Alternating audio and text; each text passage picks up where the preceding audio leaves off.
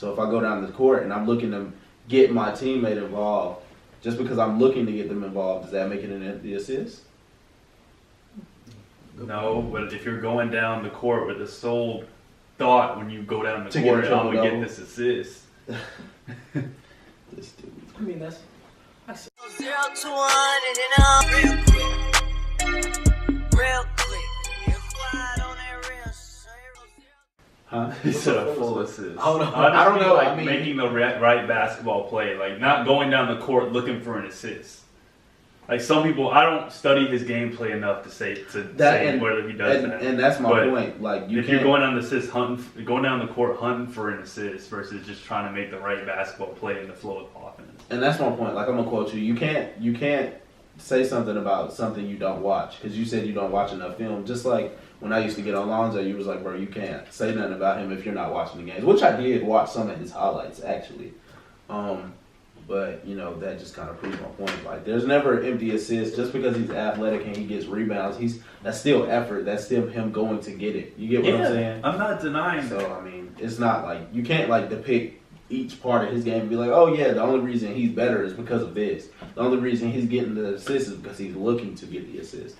I mean, when you're a point guard, when you're a guard, don't you control the tempo of the game, right? You try to get other people involved and make them better, right? So if I go down the court and I'm looking to get my teammate involved, just because I'm looking to get them involved, does that make it an empty assist?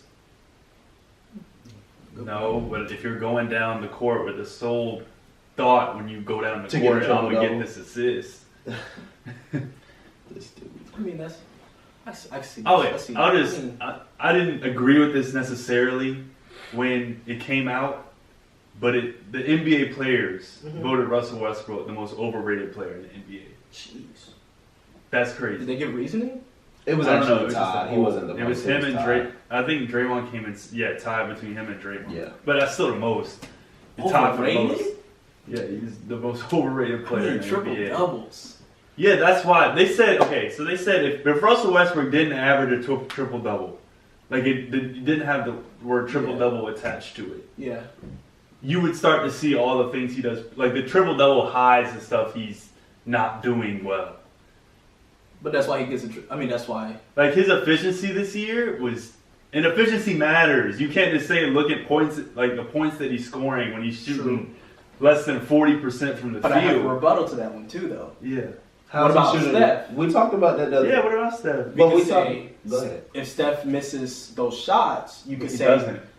That's my point. The thing with the triple double, he makes the triple double. So no, that's not what I'm like saying. Like you're saying, also, I'm saying we talked about Westbrook shooting 10 for 30. And we talked about Westbrook's percentages the other day. He actually shoots over 40%. You said he shot 43, so it's not under 40. Yeah. We talked about that. I don't remember exactly what it was. No, I'm just going based off what you said about the 40% for a guard is actually average in the NBA. Mm. If you guys didn't know that, so it's not horrible. I mean, it's not up to par for a superstar player. I wouldn't want my superstar player shooting average for his position. I'm just saying, if you put triple double near Westbrook's name, you're right. It kind of hides everything he does. It hides if you take that away, it's like who Russell Westbrook really is. Like we could judge him and stuff. But also the way I look at that too, it's like you could use that. And my thing is, bro, we've seen Russell Westbrook play like his best. Yeah, I've seen him play better. Go ahead. Westbrook has adjusted his game over the years to try to help make the team win. He just got to keep going. So the thing is, whenever KD was there, I don't know if y'all remember the series where they were playing against the Warriors, and he was dominating Steph for the first few games, like completely just dominating every guard that the Warriors threw at him. Before they lost a 3-1 lead, and the Warriors came back and went on their amazing run. Westbrook was a man possessed. Like every play he was going down the court, getting a bucket. Every play he was going down the court, getting an assist, getting a rebound, making the right play, playing defense, like everything. But when he kept doing that, and then the Warriors won, they were like, "Oh, it's Westbrook's fault." But I'm just like, he just won the first 3 games. Like KD played great, but he just won the first 3 games by dominating Steph. And when they switch and put Clay on him, he's just blowing past Clay. Like, I just don't understand. So over the years, he switched up his game to try to help the team win. So I guess now that so in the first, this is my thing. The first 2 games of the Blazers series, this like a few days ago or whatever, PG wasn't playing well, and people don't realize that. So when you've been riding PG all season, right, and he was even in the MVP race. That's how great he was playing. First 2 games of the playoffs, he's not playing well. He's looking around like, well, you know, who am I going to get a ball to win us the series? Dennis Schroeder? Who am I going to give it to? Fucking Steven Adams? Nah, I'm Russell Westbrook. So let me see. Let me shoot my shots. Let me, you know what I'm saying, try to make things happen. Him trying to change his game in that very instant, he was off. Because all year he's been playing a different way. All year he's been trying to get other people involved and make the team better. So in that very moment, so in that split second, he decides like, okay, I'm going to go and I'm going to shoot and I'm going to try to win us the game. I'm going to try to score. He's off. He hasn't been playing like that all year. That's my point, bro. He played a bad series and he shot a horrible percentage. But Westbrook hasn't always done that. Yeah. I mean, I think Paul George had 2 bad games. Yeah, that's what I said. It was his game 1 he had 26, and game 2 he had 27. But he shot 8 for 24 in game 1, which is not that great. And his game 3 was his worst. He shot 3 for 16. And guess what? He shot 3 for 16. That was the game Westbrook went for 33. Yeah. He killed that game. That was a good game. So that's what I'm saying. Like, he's just been his inconsistency. Recently. But I think he's inconsistent to help the team, if you get what I'm saying. Anything that if you listen to his interviews, because I'm a big Westbrook fan, as they can probably see. You listen to his interviews, he's like, yeah, I do whatever it takes to help the team win. If I got to rebound, if I got to shoot, if I got to score, pass the ball, whatever they need. If I got to play defense, that's what I do. So I'm just like, on any given night, if somebody's off, if the team needs it, that's what he's going to do. Even if he's off doing it, he's going to do it because that's what they need to win. But he has to recognize when what he's doing is harming the team. Right. And like he always has a good intention. Right. Like he's not going out saying, I'm going to get mine regardless of what the team needs. But I think that's he just needs to recognize when.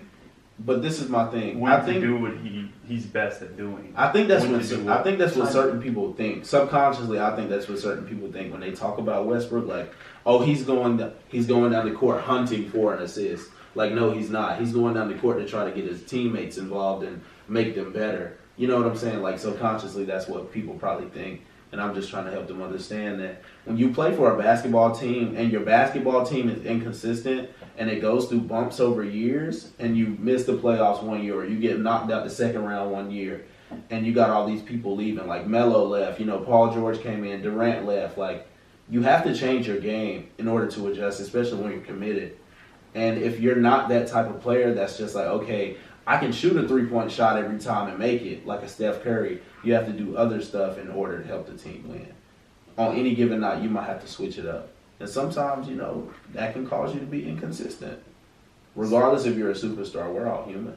So, where do the Thunder go from here then? Do you think Russell should like, lower his game even more?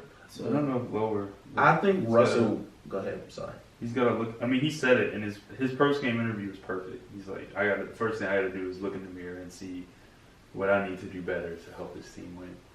And I think the more they shape the offense around PG, both of their strengths, both Paul George and Russell's strengths, get Russell some more shooters to kick it out to, so he doesn't feel like when he drives into the lane, man, I got to get this up because there's no one I can kick it to besides Paul George.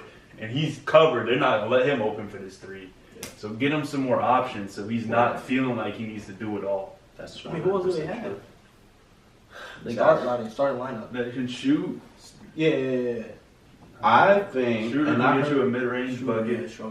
And I know people have been saying this for years. I think they move Westbrook to the 2 and they bring Schroeder in as a starter. And you have PG at the 3. It's the end of the triple-double. And then at the 4, who would you have? What is the 4 for them right now? Jeremy Grant. I don't know their whole roster. Jeremy Grant. He shoots threes, right? He does. And in the 5 years, They have shooters, bro. They're They weren't there inconsistent. this. They're inconsistent, but they have shooters. I mean, with that lineup, that sounds pretty good because Schroeder's. They got Terrence Ferguson. They got Jeremy Grant. They got Nader. You know. I mean, you put Schroeder at the 1. That seems like a good option at this point. He's doing well. Westbrook at the 2. PG. You might want to keep Schroeder from coming off the bench because he scored a lot this past season. He was a spark off the bench for them. Yeah. So you think him being on coming off the bench is actually good? Yeah. Better than him just I starting. keep Westbrook at the 1. I mean, I trust him to make the adjustment. Russell Westbrook is still a superstar player. Yeah. I just said he just dropped one level, like one ranking. Right. I don't know. It's hard to say. I don't know if I would. It's definitely recency bias. Just seeing after this series, be like, if you watch that series and don't think, dang, I'd rather have Dame on my team, then it's hard not to have that reaction initially. But it's just like with Russell Westbrook being the leader of the Thunder, they have not made it out of the first round. They have not won a road playoff game since Kevin Durant left. Right. Is that Russell Westbrook's fault or is that the team's fault? Best player on the team always is to take the blame. That's fine. But I mean, is it the truth though? Some of it's Russell's fault. Right. But First year, no. Last year, Jazz, probably should have won that series. Westbrook played amazing that series. That's one thing I am going to defend. If y'all can go back, like after we can go back and watch the highlights. Like Westbrook played amazing. He didn't even. I really don't even think he got outplayed by Donovan. I think he was just matched because Donovan was playing amazing. Like Donovan dropped like 43 on the elimination game, but Westbrook had like 35. You know, every other game Westbrook was going crazy. That one game, I think they came back down from like 25. Westbrook led the charge, ended the game with like 40, 45 or something like that. Going crazy. You know what I'm saying? Like, I think he just got matched, bro. Honestly.